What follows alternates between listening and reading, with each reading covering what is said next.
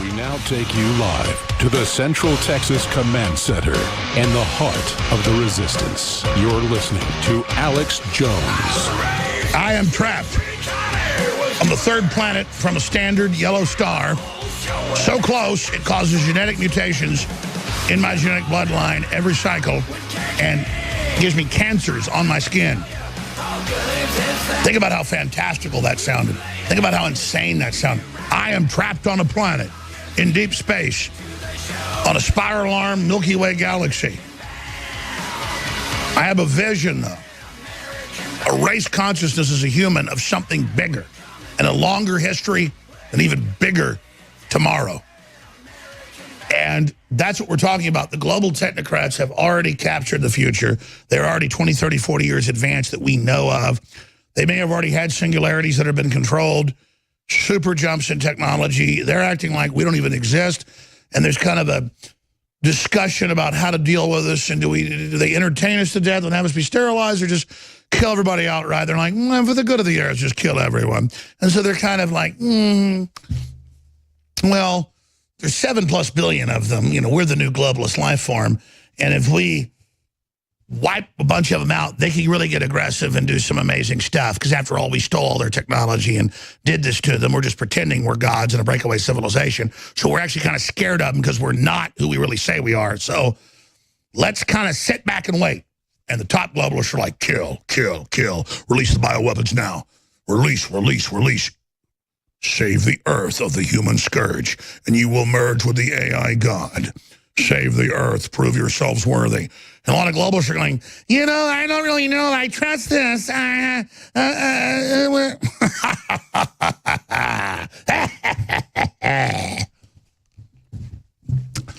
Make no mistake. You're all got front seats to your own barbecue. And all of you little weak-necked people that serve evil, believing gives you power, you will be destroyed. It's a metaphysical universal rule. You will be destroyed. And I do take pleasure in it because you are cancer being removed from the universe. But yes, you're fools. Yes, yeah, you can. See, only close to your final goal do you begin to actually pick up on what you did and what fools you were, as if any entity promising you power to do horrible crap would actually give you the power, as if it could give you the power. That's lie number one. Lucifer can't give you the power. Only the dream of the power. As if you were ascendant enough to even imagine that. Let's go to this clip. This is a dreamer. I'll pronounce his name wrong. I'm an idiot. Hilario Yanez. Is that right? And he's talking about how they're using dreamers as pawns. And make no mistake, everybody's being used as a pawn. Let's admit it. Here it is. You're a dreamer, and you're speaking positively about Donald Trump. I figured you would have, you'd be the kind of person who would be speaking more highly of the Democrats, like Nancy Pelosi and Chuck Schumer. They've got a different plan. Correct. You know, I grew up on conservative values. You know what? I went to this late. They just pointed that out. It's like a 2-minute clip, and I'm going to come back and play the clip. All I'm telling you is, and I'm going to say this again, not from a power trip, because it's the opposite. I feel super weak to look at a globalist, and I feel like I feel super weak in front of God, and like little globalists, like little worms over here, and then the public's super powerful, but doesn't realize how power they are. I'm like, don't you realize you're an amazing, powerful being made in the image of God? You just don't get it. I'm just trying to explain to people that the globalists are a joke. I mean, they really are a joke. And they're standing in the way of human development. And they really are like space cancer. All right, let's do this. I can pontificate all day long, but I want to play this clip from Hilario Yanez that I meant to get to earlier in the week, pointing out that everybody's being used as pawns. It's a manipulation. The U.S. has one of the most open immigration systems in the world. This idea that if you just don't let anybody come in and keep this permanent underclass that's undocumented here, that you're bad, that is pure manipulation. Then we'll go right to Keith and David and Dennis and Perry and John and Don and Zach and Daniel and J.K. and Karen and Kevin. We're going to get to everybody. But boom, boom, boom, start your engines. Here's that clip. You're a dreamer, and you're speaking positively about Donald Trump. I figured you would have, you'd be the kind of person who would be speaking more highly of the Democrats, like Nancy Pelosi and Chuck Schumer. They've got a different plan. Correct. You know, I grew up on conservative values. I grew up on, first of all, you know, putting God in my life. Jesus Christ is my Savior. I grew up on family. I believe in prosperity. I believe in hope, working hard, and standing on your own 2 feet. And that's what the Republican, you know, values are. And that's what I believe in. At the end of the day, I make decisions based on my values. And as far as the Democrats, I'm a little confused as what their message is. I'm a little confused as what they believe in. And so for me, it's more appealing to appeal to my values and something that aligns with those. Ilaria, you say that Chuck Schumer and Nancy Pelosi have used the Dreamers, people like you, as political pawns. Why? You know, a little bit about the Democrats. Look, Trump won. You know, that's the reality. I think, you know, it's time to move on. I think the reason he won was because he had a great message. He had great principles, whether you agreed or disagreed. And the reality is, look, Russia was not involved with this. It was a clear win. And I think CNN needs to move on from that and really focus on the American issues. But here's the facts. Look, the Dems failed to act back in 2008, back in 2011. I think now, look, I can go all day about Democrats. I possibly could have my own show, but look, I want to focus on the American issues, on this American issue. It's not a Republican, it's not a Democrat issue, but it's an American issue. Sure. And Republicans right now have a chance to make history, and this would look great on President Trump's legacy. I mean, this is something that President Trump would be known for. It's something that Obama couldn't do, something that President Bush couldn't do, and that's get border security and also give me the chance to serve this country. Well, there you go. But the Democrats and the Republicans, they want a permanent underclass. It's hard to become a citizen, easy to get here, to manipulate and control those people. I think we should end it. I want to go to Zeke. I want to go to David. I want to go to everybody, JK and others here in a moment. But that's what this is all about. This is about globalism. It's about breaking the back of the country.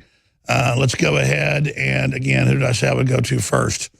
Let's go ahead and go to David in Washington. David, you're on the air. Thank you for joining us. Thank you very much. You bet. Hey, Alex, how you doing? Good, my friend. Go ahead. Well, I have a lot of questions, but I want to talk about the Florida shooting. Okay, people call in and we don't screen your calls, so you're on air. We're not screening your call. Okay, so let's say while you get your thoughts together, I'm gonna come back to you because we get hundreds of calls. We don't screen calls, just where you're calling from. Okay, we're gonna move on though here. Zeke in California. Zeke, you're on the air. Zeke, thanks for calling. Yes, sir. Yes, sir. I appreciate you, Alex, and all the work you do. Thank you. Indeed. I'm gonna jump right on into it. I called before the election when you was asking the question, somebody they gonna go with Hillary, they gonna go with Trump or whatever. And I said Hillary, you know, but it was a hard pill to swallow because I had my reasons why I couldn't ink a dot for Trump at the time. But I could see it's very important and key that Hillary didn't win. And then everything else that came out since then, right? So it's just a very deep situation. So I'm fully tuned in. So I'm calling with a confessional because I'm confessing, yeah, I did it. I'm more of a Ron Paul dude.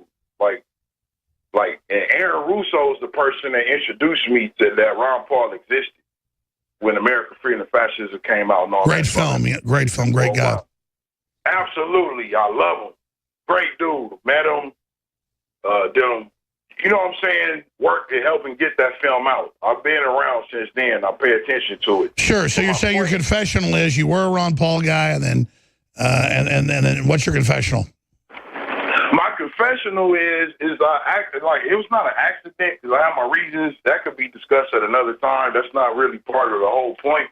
But I'm more of a Ron Paul in terms of my personal politics. But I was willing to vote for Hillary at first and Trump because I have my issues why I couldn't as a black man, right? Like vote for Trump certain reasons, but I'm beyond that. I'm past that. I deal with it. I see what's going on. Like, I can really see, right? So it's pretty vivid. It's high resolution. And I'm looking Well, no, I can see how you could be confused during the campaign, but now the whole system against Trump, why do they hate Trump so much with the economy coming back? Well, why do you think that's the case? All of that. It's so major because we got to deal with socialism, Marxism, how the socialist Marxists took over the left wing, and some of them is openly that, and people's doing all this stuff. And so many things have been commandeered. But other people have been holding the torch and still maintaining for freedom. Those of us that understand the importance of the Constitution, right? Literally, we can go beyond race. You know, we know some things. No, you're right. You're right. I'm going to jump. But Zeke, thank you. You're right. It's all about the Bill of Rights, Constitution. The globalists hate it because it points out the people are in charge and creates due processes. I mean, it's perfect. No, but they want to get rid of that. I mean, they even say North Korea is better than America on NBC and CNN. It's crazy. We're going to go to JK in Washington, D.C. JK, you're on the air on this live Sunday broadcast. Thanks for calling, JK. Yes, Alex. Thanks for taking my call. I'm just going to real quickly mention about your products. I've been buying them for the last 8 years, and they're amazing. Thank you. They work on liberals and conservatives. So I called to say what I think is the main difference of what we can do compared to the other side, and that is love your enemy. And you can't be a Christian. I hate to say it, but you can't be a Christian unless you love your enemy. No, I agree. I tend to get where I hate globalists and I hate their minions, but a lot of them are just idiots. I actually feel sorry for them, and not in an elitist way, but it's like, how do you get through to them? And let me ask you this question then. How do you reach out to somebody trying to throw coffee in your face?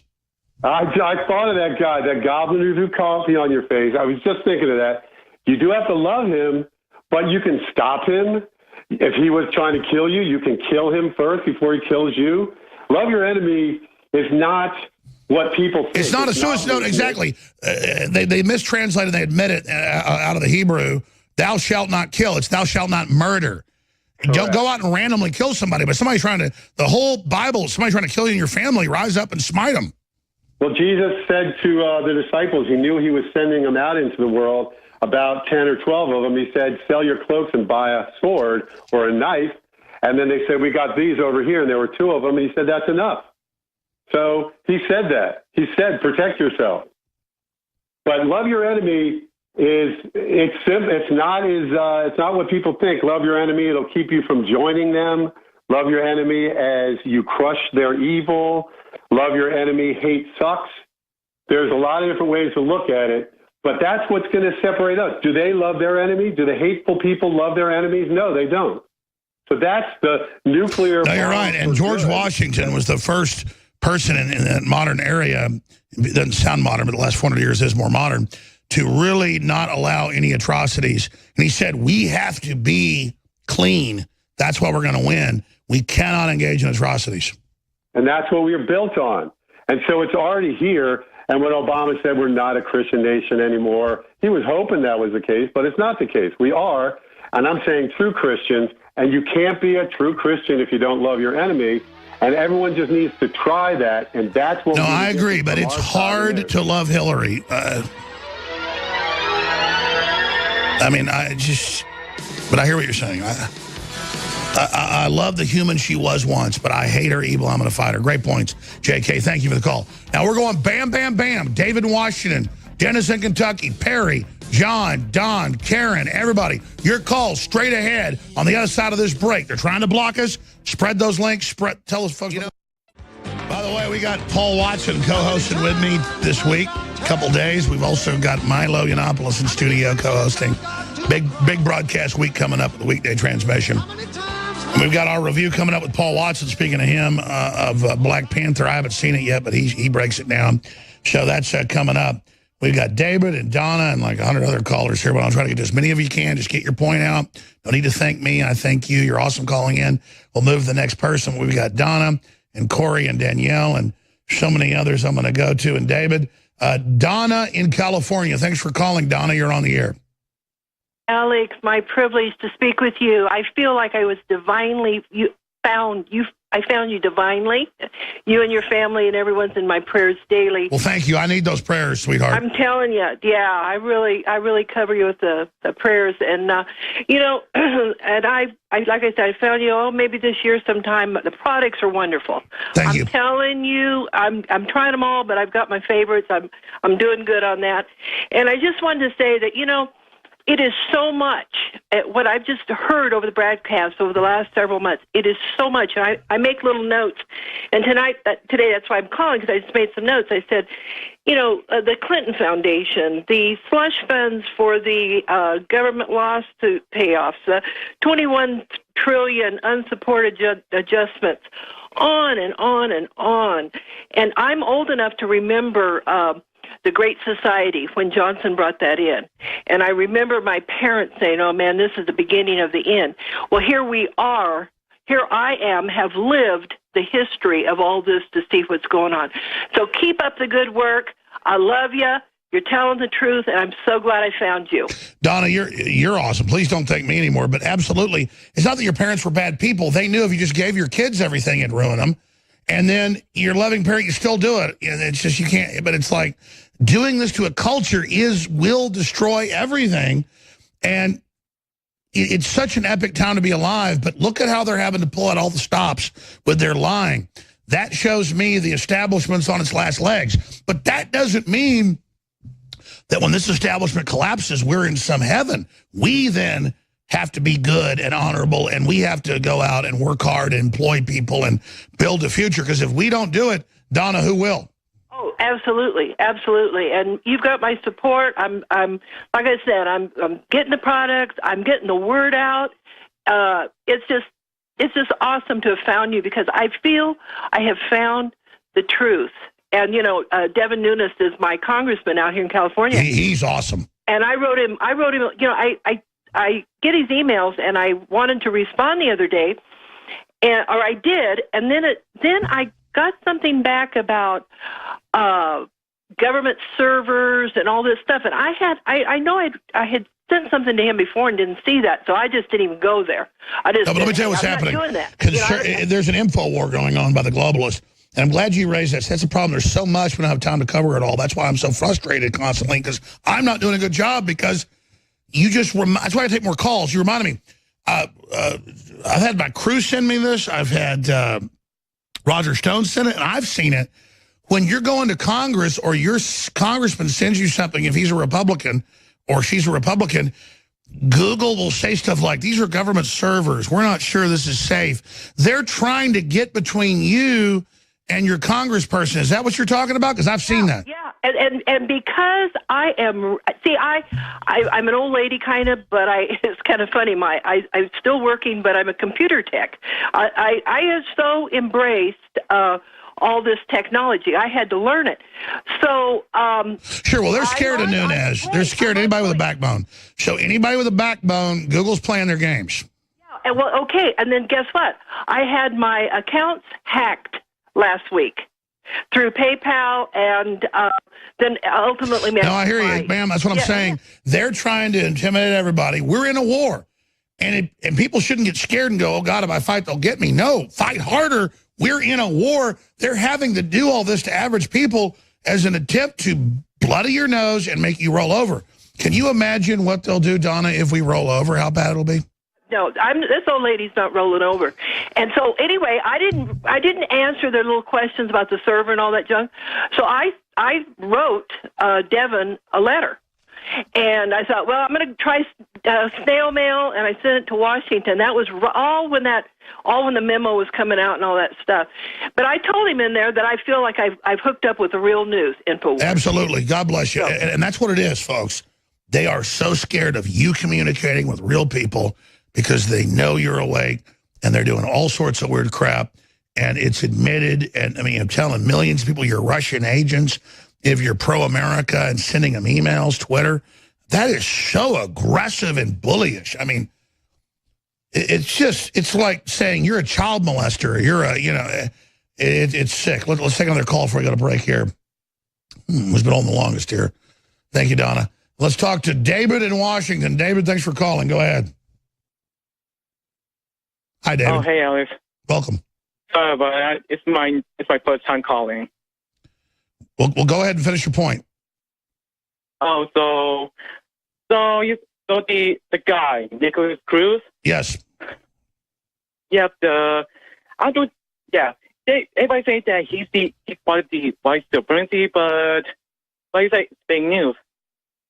So I looked at a comment and tell one particular comment, and I was, what the hell?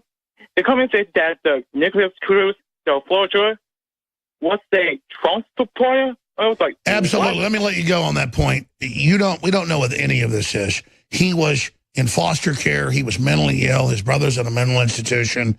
He's just the classic cutout. We don't know. The point is the FBI was warned. They did nothing. And so we know there's a major, major cover-up going on. Now look at all these callers. Corey, I appreciate your call. We've got so many people here to go to, but we've got to go to break here in just a minute. Carlos, 30 seconds from Canada. Carlos, go ahead. Thank you, Alex. Just a reminder to anyone who is examining what a globalist is. In many instances, these globalists are very wealthy individuals who head corporations, the size of which and the volumes of sales greater than entire nations. And these individuals, in my opinion, the best analogy is to think of them as children with a gun. You say, wait a second, do you extract the child or do you take the gun away? Corporatism, corporations, revenues, shareholdings are so enormous these days that people... That's right. Most of these Fortune 100 are bigger than top governments. They're arrogant. They've gotten away with everything, and they're just running wild. And Trump is just trying to slow that down a little, and they're throwing a temper tantrum. There is a solution, Alex. And if you give me a minute, I'd explain how to go about it. Real fast. Give us a solution. We got to go to break. Solution is simply to examine the Federal Reserve and the central banking financing of corporations. Corporations always tell you to your face that they're responsible to their shareholders. Therefore, they should not be involved in national issues. They should be involved... No, that's right. They talk about... I think they backfired here, trying to make it all about Russians meddling. What about big banks, money, power, Democratic Party? Exactly. Great point. We'll be back. Carlos, you're awesome. Stay with us. 30 minutes of transmission left. Infowars.com, newswars.com, 50% off on our top-selling fluoride-free toothpaste, but it's about to end. Thank you for joining us during this Sunday transmission. Again, I'm Alex Jones, your host, and in this short segment, I wanted to break down two incredibly important facts of logic, of common law. First off, some of the parents and some of the victims of the tragic event last week in Florida that left 17 dead have asked President Trump to do something and to stop it now, stop the gun violence. You can't ban evil. It's up to all of us to be prepared for it, to be ready for it, and to not help create a climate with all the psychotropic drugs and all the shoot-'em-up video games and all the nihilistic death culture. It's up to all of us to do something about that and to also see the warning signs of someone that called himself school shooter for 2 years and who we've interviewed people that called the FBI on him when he said he was going to shoot up the school. We've had him on our show Friday. No coverage in the media. We've had students from the school that survived and saying that they believe there should have been, armed teachers there, like the Trump-supporting coach that rushed and saved a bunch of people and got shot and killed. Why didn't he have a concealed carry? So we can't mitigate all evil. We can't stop all evil. We can't guarantee that as long as there's free will, that we can make the world a utopia. Everyone that says they can do that is a liar. And by the way, I am trying to do something. It's communism and socialism and fascism and authoritarianism that has killed over 200 million people in the 20th and the early part of 21st century, and that's on record. And so you look at the Islamists killing millions every year and targeting Christians, and it's not even on our news. They won't even say it's Islam when it happens. But when you get 17 people killed It is the end of the world, and all gun owners, by extension, are then guilty, and people like Jimmy Kimmel get up on TV and say, you dirty Christians and the NRA, stuff in your pockets, it's your fault. It's not my fault that I live in America where our forebears believed that the citizens had a right to arm themselves for the first time in history, except for Switzerland. I am proud of that fact. When you go to Infowars.com, you'll see all the articles right there with Mitt Romney and all the rest of these people getting on the bandwagon saying, yes, do something. We do have the mental health laws. We do have the things in place. And over again, nothing's done. So that's the big truth. You can't ban evil, but you can do things that mitigate it and control it and cut it down. And everything we're doing with Hollywood and this culture and all this nihilism and all this garbage is making it worse. Not in the mass shooting area, that's flat. But culturally, there are a lot of mental illness problems. There are a lot of other issues that we cover. Now, that said, the epic news. The other great truth is the CIA and others actually say that the Cold War for monopolar U.S. control was won by the early 1990s, that was the Third World War, and that it was an info war and a Cold War. And they call the coming cyber war, economic war, global system with terrorism and the rest of it the Fourth World War. The issue is that the globalists are actually playing nation states off against each other, and there's a fight to return America to the people again, and that's the big, huge fight that's happening that they don't want you to debate, that they don't want you to know, that they don't want you to discuss. And that's why when there's giant Islamic attacks and hundreds killed every month by people driving trucks over folks, they don't even call it Islamic. It's barely in the news, and they sure as hell don't sit there and then blame the truck manufacturers, though they have put up what they call freedom barriers all over Europe, where you can't have any open squares because Muslims will run over you. Hundreds and hundreds. I mean, you've seen it. It's incredible. But again, just like with guns, if you were going to sit there and blame gun owners, well, then you have to blame all car owners for anybody that ever uses a car as a weapon to kill people. And cars kill a lot more people every year, obviously, than guns do. So there's this big, epic, historic battle going on right now. And you've got real history being overwritten, and you've got Marvel Comics kind of writing its whole new history. We'll cover coming up later in the last segment of today's radio show with Paul Watson's review of the new Black Panther movie, fourth largest grossing film in history. Fake quasi-history. What people take this stuff as like real history versus real history. But there is a huge, epic, historical crossroads battle happening right now. It doesn't mean nationalists are perfect. It doesn't mean Trump's perfect. What it means is, though, he's really trying to be the president and really trying to return power back into the United States, the sovereignty back into our Congress, back into our courts, back into our legislatures. And that's why the foreign offshore globalist power is saying he's an outside power. That's why they're saying I'm an outside power and you didn't really vote for Trump because you can't really be an American. They're saying you don't have a stake as an American, and if you try to vote and act as one, somehow you're with a foreign power. That's the incredible psych warfare alchemy crap that's totally fallen on its face, where they've indicted a troll farm that it turns out BuzzFeed wrote about and that we talked about in 2013, 2014, that was pro-Sanders and pro-Soros, whoever pays them. And it turns out most of their work has been to just make money by whoever's paying them. It's kind of like they talked about the $200,000 package that RT bought in 2016 because Twitter sold them the ad package. They've tried to sell us ad packages. I've bought ad packages before on Facebook, not on Twitter. And they tell you the keywords to promote and what to do. And that's the Russian bots is RT $200,000. They want them to buy millions of dollars worth of it, like the other media did during the whole campaign. So there is no Russian collusion. That's been proven. It's a way to change the subject away from the epic battle of the attempt to restore our republic and bring our country back. And the globalists wanted them to be able to point to all the independent real media that's exposing their narratives and their propaganda and their lies, and say that InfoWars and News Wars, that we're all Russian agents. That is so authoritarian, so dangerous, and so out of control. They don't want us there so we can point out. Here's just a few examples.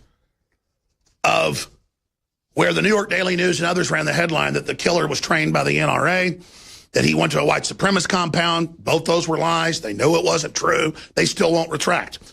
We write about it to show how it's a lie. They said no Republican would come on and talk about the shooting. It turned out they banned all the Republicans and that they'd all actually been doing interviews, and Ted Cruz was smart enough to document it and take photos of it. So that's what, Mr. Como does when he's not involved in hit-and-run operations, when he's drunk driving is. He goes, oh, everybody's scared to come on my show when they're not having anyone on. And it's, again, just a new level of lying. CNN reports that pro-gun tweets are coming from Russia bots. That's from Twitchy up on Infowars.com. So that's how they operate. That's how they do it. And it's really, simply put, amazing. I'm begging everybody to understand, we're in an information war. And the reason Trump's hated is he's actually doing what he said he would do. And trying to restore the sovereignty of the nation. Mitt Romney, that I was just showing you the article, it's up on Infowars.com, is getting ready to run for the Senate, so he's positioned to look like a winner and run against Trump in 2020. And he's going to be the establishment's real challenger because he wants to keep us in TPP and all these global governance situations. And the elite doesn't know what to do because they're entitled and believe they control this country. They are the multinational combines that have hijacked it. They are the issue. They are the problem, and they need to be exposed. And I know you as an audience know that. The reason they're trying to contain us and the reason they're trying to block you sharing the articles and videos and people reporting it everywhere is because they know it's effective and they know you're effective. And if they can silence InfoWars, they can silence you. All right.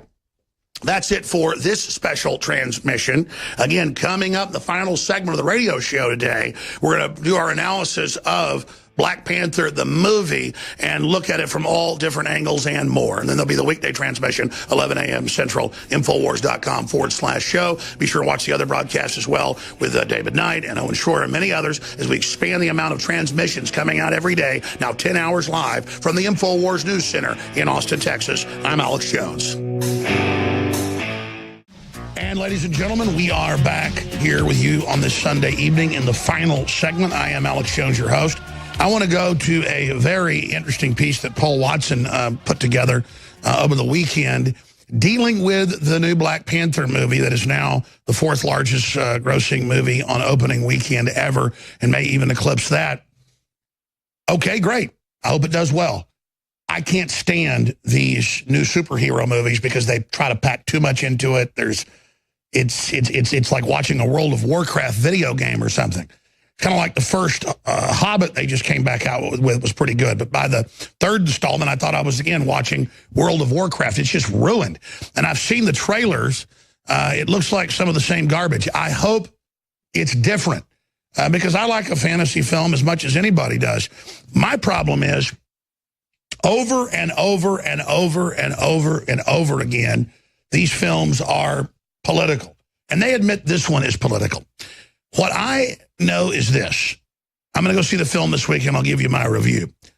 Because something hyped this big, I need to be able to actually see it so I can analyze it. Hollywood is in free fall right now, and is down over 20% in the last year, and they're down more than 40% in the last couple decades because people are sick of them.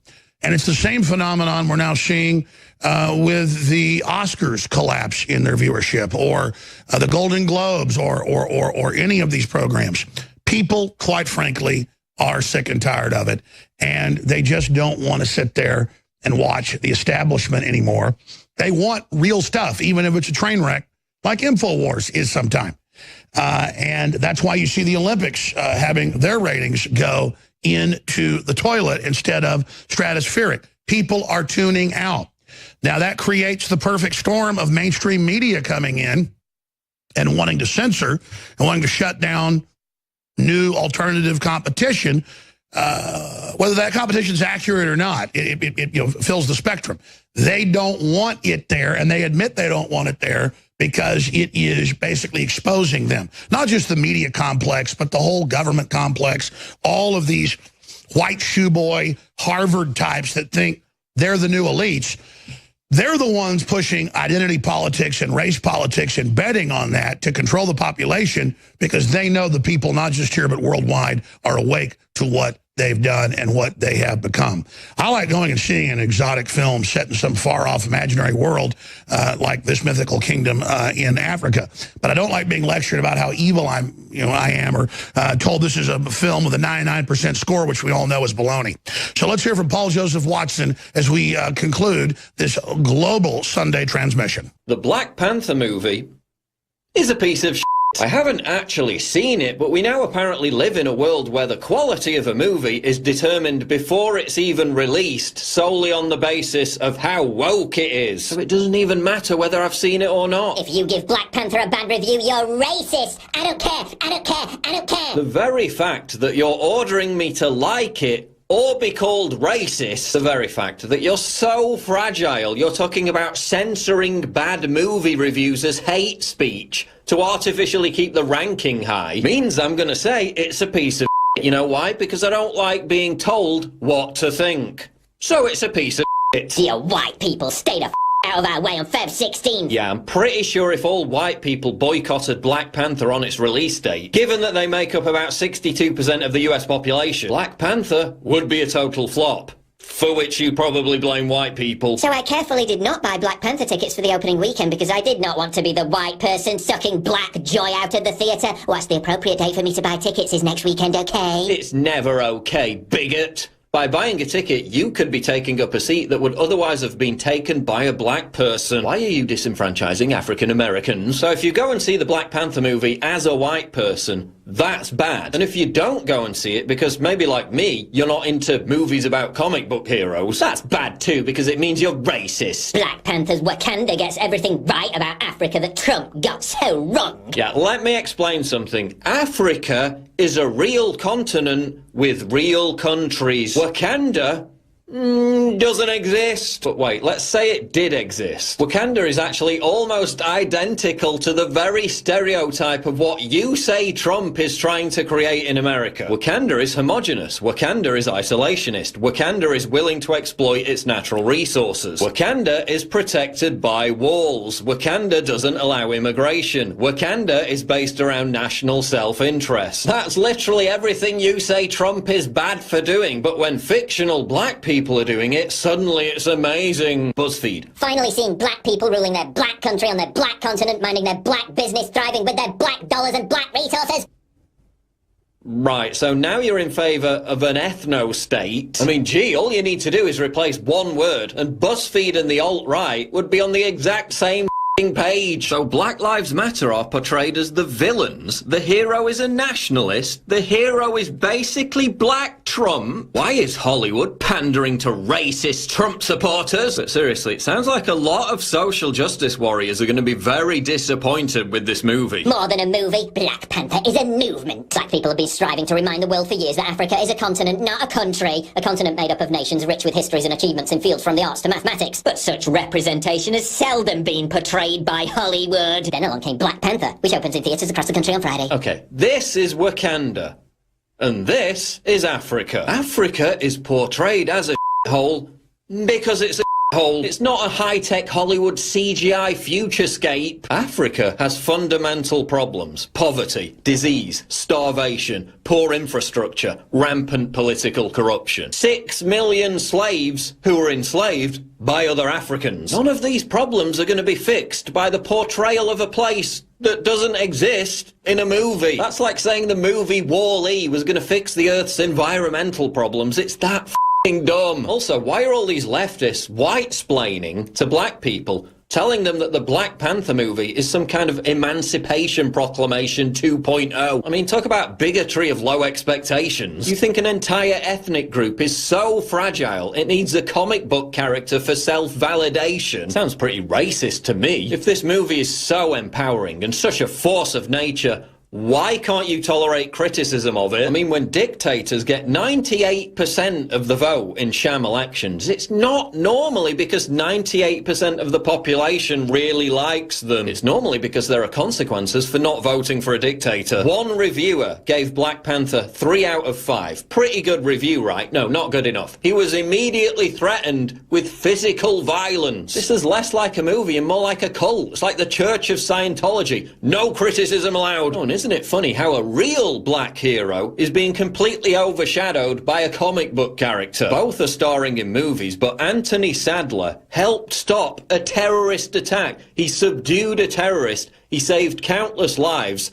He's a real hero. This guy put on a leotard and pretended to be the king of a fictional country. And which black hero does the entertainment industry worship and exalt? Leotard guy. The dude who looks like Catwoman got a sex change. That's your hero. Could it be anything to do with the fact that Sadler's movie is directed by an evil conservative? And despite being panned by the critics, Clint Eastwood's film, featuring a real black hero, did well at the box office. What's all this crap about first black superhero? I mean, there's been tons of black superheroes. Storm, War Machine, Luke Cage over there on Netflix, Nick Fury, Cyborg over in the DC universe, that stupid flying guy with the fake wings. I don't remember what his name is. Who cares? But there's lots of black characters. Tons of them. Tons of black superhero characters. And then they say, oh, well, he's not the first black superhero, but he's the first black superhero to ever have his own movie. That's not true either. There was the entire Blade trilogy. There was Spawn. There was Steel, a terrible movie, but still a black superhero movie. Meteor Man, Blank Man, Hancock with Will Smith. You could even make a case for Men in Black, also with Will Smith. But given its hype about being a watershed cultural moment for social justice, why are there no gay people in the Black Panther movie? Not so woke after all. I don't see many disabled, autistic, Muslim, furry dwarves in there either. Bigots! So the media's all like, conservatives are angry at the Black Panther movie. They're so triggered. I'm not angry at the movie. I'm unimpressed by your transparent effort to exploit the movie for racist, divisive social engineering by relentlessly shoving it down everyone's throats, telling us what we can and can't think, lecturing us on how we should behave because of our skin colour. No, f*** you. Not liking a crappy feminist Ghostbusters remake doesn't make me a sexist. Not genuflecting in front of Black Panther as the greatest movie of all time doesn't make me a racist. So if you're looking forward to seeing Black Panther, then good, I hope you enjoy it. But how did we get to the point where everything is so hyper-partisan, everything is so divisive, that a comic book movie becomes a huge wedge issue? Don't we have enough to bicker about and hate each other for already? Stop policing people's thoughts down to a level where they're racist if they don't like a movie. That's stupid. If I want to call this movie a piece of shit, then I will. This movie is a piece of shit.